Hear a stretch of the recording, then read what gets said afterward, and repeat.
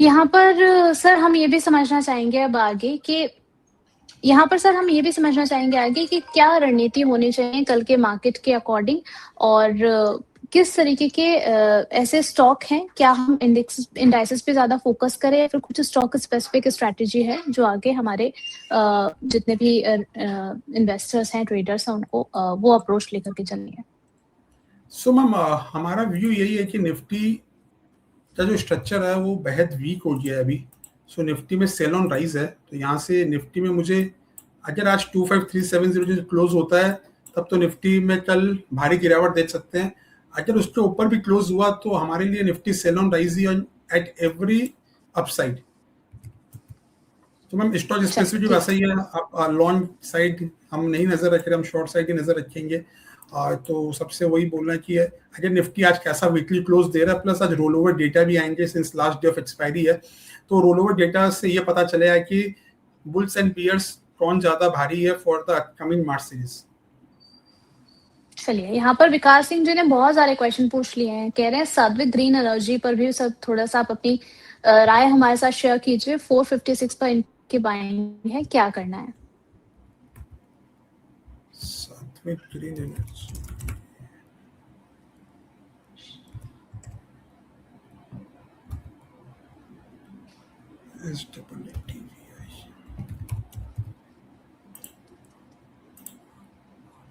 Ma'am ये structure तो बहुत ही, ये अभी लिस्टेड कंपनी है, तो अगेन इसमें बहुत ही इंपॉर्टेंट सपोर्ट है 345 के आसपास। अगर 345 इसने ब्रेक कर दिया ऑन वीकली बेसिस तब इसमें बहुत बड़ा डाउनसाइड ओपन हो जाएगा। सो अभी और फ्रेश बाई तभी कीजिए जब ये 445 के ऊपर जाए। सो अभी ये साइडवेज जोन में है, तो इसमें फ्रेश बाइंग तभी करनी है जब ये 445 के ऊपर जाता है। और अगर आपके पास पहले से है तो जैसे ये 350 से क्लोज देता है प्लीज एग्जिट कर लीजिए। चलिए, यहाँ पर हमारे प्राइम मेंबर हैं, ये कह रहे हैं इन्फी शॉर्ट कर सकते हैं क्या सर?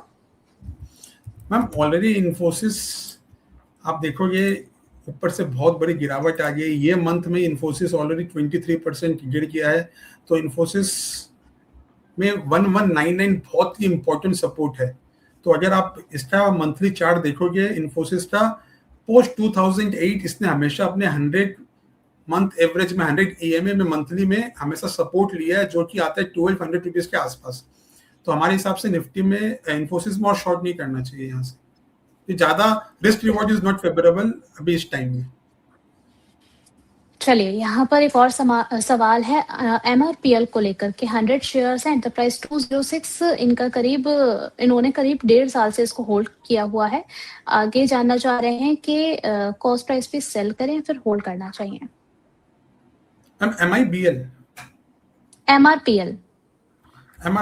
MRPL का स्ट्रक्चर बहुत ही अच्छा बन रहा था अभी जिस मार्केट ऐसा में भी बहुत ही अच्छा स्ट्रक्चर बन रहा है। तो एक कप एंड हैंडल पैटर्न का ब्रेकआउट भी आ गया था, तो आप MRPL में बने रह सकते हो। ये अपसाइड में 214 एंड 250 बहुत जल्दी आ सकता है इसमें।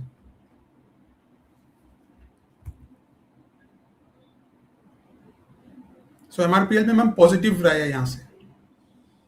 चलिए ठीक है, तो इस सलाह को आप देख करके चल सकते हैं। सपना समल जी का क्वेश्चन है, एक्सेस गेट्स के बारे में जानना चाह रही हैं, आपका नजरिया क्या है? बाइंग प्राइस भी इन्होंने अपनी लिखी हुई थी, हाँ, एट द प्राइस 1440। सो उन्होंने हाल फिलहाल में बाई किया है एक्सेस गेट्स। ये बहुत ही अच्छी कंपनी है और अभी बहुत ही अच्छा पैटर्न बन रहा है इस बाजार में भी। ये कंटिन्यूस अपने सपोर्ट लेके वापस बाउंस बैक कर रहा है, तो इसमें बने रह सकते हो विद स्टॉप लॉस ऑफ 1240। और आने वाले दिनों में फिर से ये आपको 1600 और 1800 तक जाने का ये क्षमता रखती है कंपनी। चलिए ठीक है, नेक्स्ट क्वेश्चन ले लेते हैं यहाँ पर सर। पाक मेडी वर्ल्ड को लेकर के है, IPO आया था पिंटू कुमार जी ने, तब भी हमारे साथ जो है वो जुड़े हुए थे, तब से हमारे व्यूअर हैं। ये कह रहे हैं कि इन्होंने IPO है जब आया था तब से होल्ड कर रखा है, 70 शेयर्स हैं, इसका टारगेट क्या होगा? हम क्या नाम था? पाक मेडी वर्ल्ड।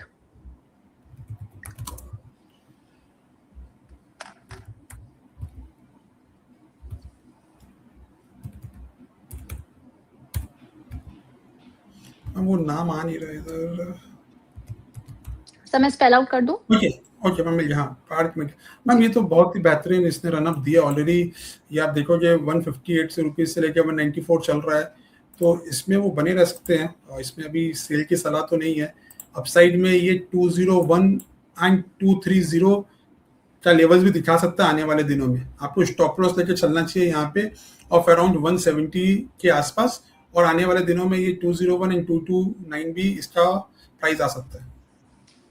चलिए, यहाँ पर एक काफ़ी इंटरेस्टिंग सवाल है सर, विकास सिंह जी का। कह रहे हैं कि सर कभी-कभी लगता है कि मैं ही विलन हूँ, जिस दिन से 3200 में टीसीएस खरीदा है, उसी दिन से जो है ये गिरना चालू हो गया है।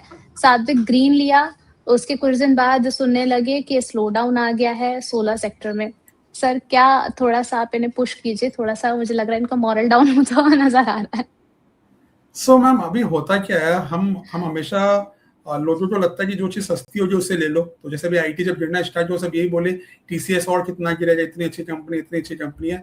बट जिन्होंने 2008 देखा है, 2000 देखा है, जब फॉल आता है, मंदी आती है, तो वैसे ही आती है। तो टीसीएस ऑलरेडी ऊपर से अभी खाली फरवरी में वो कम से 25% गिर गया है। तो हमेशा आपको जो ट्रेंड रहता है, आप एक सिस्टम फॉलो करो। अगर आपने वैल्यू बाइंग की है टीसीएस में, तो आपको टेंशन दरकार ही नहीं, अगर आपने 10-15 साल 20 साल का नजरिया आपका। बट अगर आप हमेशा यही बोल रहे हैं, आप लास्ट जब भी हम शो में आए हैं कि आप आईटी में प्लीज एसआईपी मोड में इन्वेस्ट कीजिए, एक साथ में आईटी में इन्वेस्टमेंट मत कीजिए, बिकॉज आईटी में अभी फॉल बाकी है और फॉल बहुत ब्रूटल होगी। चलिए ठीक है, बिल्कुल आप अपना मॉरल डाउन मत कीजिए विकास सिंह जी। और यहाँ पर बहुत सारे ऐसे क्वालिटी स्टॉक्स हैं जहाँ पर अच्छी अपॉर्चुनिटी बनती हुई दिखती है, तो गेस्ट जितने भी आते हैं, एक्सपर्ट्स जो आते हैं, वो आपको सजेस्ट कर दे, तो आप उनको देख करके चल सकते हैं। विनायक जी का क्वेश्चन है, काफी देर से कह रहे हैं, कहने में बताइए ना प्लीज। अच्छा ठीक है, काइटेक्स गारमेंट के बारे में जानना चाह रहे हैं सर, क्या सलाह रहेगी आपकी?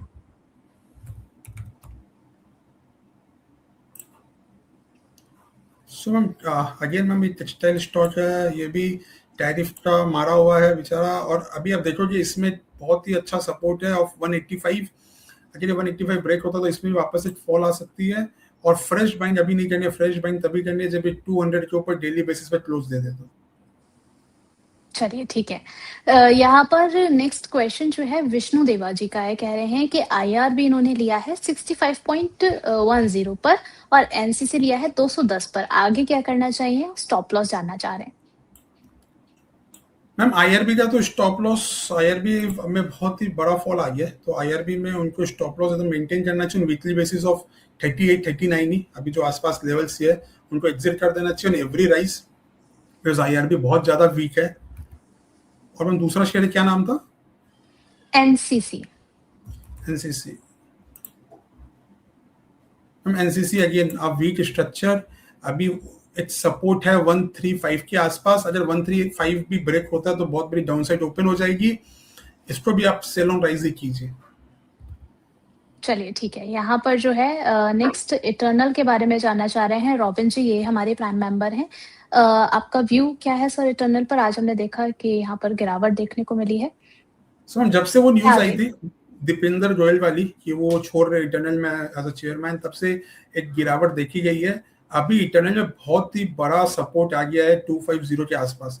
अगर वीकली में 250 ब्रेक होता है तो आने वाले दिनों में इटर्नल में 220 और 190 पॉसिबल है। सो होपफुली ये वाला सपोर्ट ब्रेक नहीं होना चाहिए, बिकॉज ये बहुत ही अच्छा सपोर्ट है। तो 250 के ऊपर अगर ये क्लोज नीचे हो जाता है ऑन वीकली बेसिस, तब इटर्नल में 30 से 40 रुपए डाउनसाइड ओपन हो जाएगी। चल ठीक है, नेक्स्ट क्वेश्चन यहाँ पर डायनामेटिक टेक को लेकर के है। इन्होंने जो है जानना चाह रहे हैं कि आपकी गाइडेंस क्या रहेगी सर आगे के लिए। मैम बहुत ही बेहतरीन कंपनी है ये, और बहुत ही ज़्यादा अच्छी कंपनी है और कंटिन्यू वो अपसाइड दिखा रही है। बहुत ही अच्छे रिजल्ट्स भी आए थे। सो अपसाइड मैम इसमें बहुत ज़्यादा अच्छा पोटेंशियल है एक्चुअली। तो इसमें अभी आप बने रहिए अगर आपके पास है तो। और इसमें स्टॉप लॉस आपको मेंटेन करना है अराउंड 8700 के लेवल्स के आसपास। और आने वाले कुछ सालों में ये कंपनी आपको बहुत ही बेहतरीन रिटर्न दे सकती है। चलिए सर, यहाँ पर मोहम्मद जी हैं, काफी उत्सुकता से आपसे जानना चाह रहे हैं आईडीएफसी के बारे में। अगर मैं मिस कर रही हूँ, कि अगर मैं भूल रही हूँ कि मैं आपसे पूछ चुकी हूँ सर, तो उसके लिए माफी चाहेंगे। इनका क्वेश्चन है कि यहाँ पर इनके पास 1000 शेयर्स हैं, बाय किया हुआ है 68 में, आगे एग्जिट करें या फिर होल्ड करके चल सकते हैं। सो हम आईडीएफसी में वो न्यूज आने के बाद में आप देखो इसने सपोर्ट लिया अपने 200 मूविंग एवरेज के आसपास वीकली बेसिस में, जो 68 के आसपास था वहीं से बाउंस दिया है। सो अभी जब तक ये 75 क्रॉस नहीं करता है तब तक इसमें रैली नहीं आएगी। तो अभी 75 बहुत इंपॉर्टेंट रेजिस्टेंस है इसके लिए। अगर 75 क्रॉस होता है तो आने वाले दिनों में वापस 85 के आसपास चला जाएगा, और डाउन साइड में ये बहुत ही अच्छा सपोर्ट है ऑफ 66 लेवल्स। तो अभी 66 और 75 के बीच में चल रहा है, मतलब उसी बीच के रेंज में है। तो अगर 66 तोड़े तो आप निकल जाओ, 75 ब्रेक करे तो आप और ऐड कर सकते हो for a target of 85-88।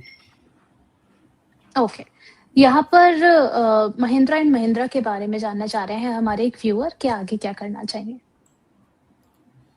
Mahindra अपने 50 वीक मूविंग एवरेज के पास में सपोर्ट ले रहा है, जो 3341 लेवल्स ऑन वीकली बेसिस।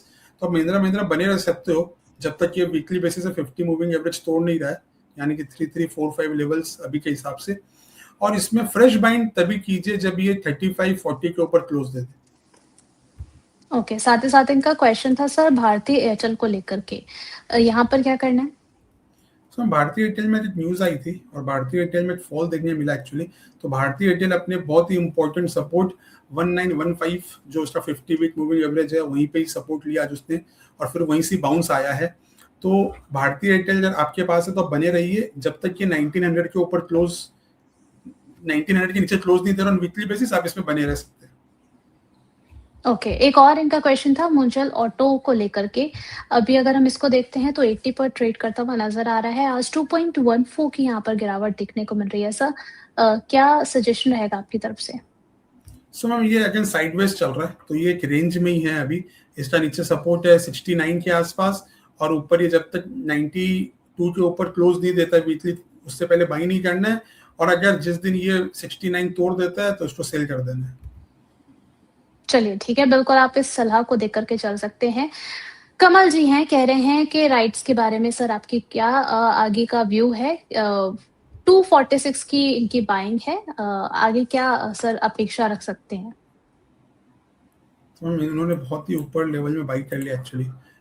सो अभी मैम इसका स्ट्रक्चर ही बहुत ही ज़्यादा कमज़ोर हो गया है। ये अपने सारे moving average on weekly basis उसके नीचे चल रहा है। अगर मैं मंथली चार्ट बताऊं तो मंथली चार्ट में भी ये अपने 50 वीक मंथली चार्ट के नीचे क्लोज देने को रेडी है, जो ये मंथ खत्म होने वाला है। तो अगर ये 220 के नीचे क्लोज हो जाता है इस मंथ, तब आने वाले दिनों में 190 के लेवल्स देख सकते हैं आप इसमें। और अपसाइड में तभी फ्रेश बाई कीजिए जब ये 244 के ऊपर मंथली क्लोज दे, और उससे पहले हर राइज में आप प्लीज इसको सेल करके निकल जाइए। ओके, साथ ही इरेडा के बारे में भी जानना चाह रहे हैं कि इनका सवाल था कि सर से जो है वो इरेडा के बारे में भी आप उनका व्यू दिलवा दीजिए। सो इरेडा एक बहुत ही इंपॉर्टेंट सपोर्ट है अपना। वो सपोर्ट ऑलरेडी आप समझो मार्च 24 का सपोर्ट है, तो वो सपोर्ट आता है 120 के आसपास। तो अगर 120 के ऊपर बंद नहीं होता है और उसके नीचे बंद हो जाता है वीकली बेसिस, तब इरिटा आने वाले दिनों में आपको 95 लेवल्स भी दिखा सकता है। फ्रेश बाई नहीं करनी इरिटा में। चलिए ठीक है, बिल्कुल आपको फ्रेश बाइंग करने की सलाह नहीं दी है, और अगर आपके पास ऑलरेडी है आपके पोर्टफोलियो में तो आप इन टारगेट्स को